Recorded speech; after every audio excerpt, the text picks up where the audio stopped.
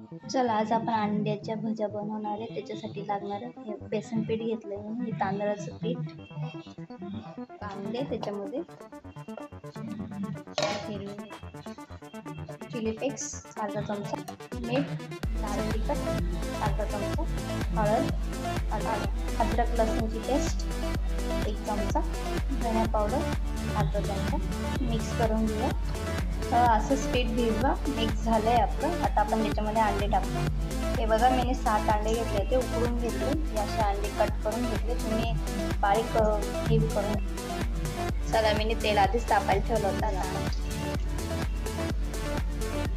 असे मी सगळे अंडे टाकून घेतले. हे बघा, मी सगळे अंडे टाकून घेतले. आता आपण त्याला तळून 2 मिनिटं. चला आता उलटे करून घेऊया आपण.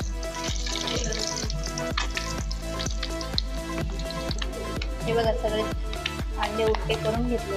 परत 2 मिनिटं शिजू. चला, झाले आपले. आपण काढून घेऊया.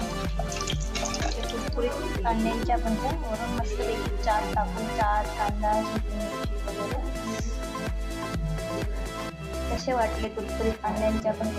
आवडले असेल तर लाईक करा, शेअर करा, सबस्क्राईब करा. धन्यवाद.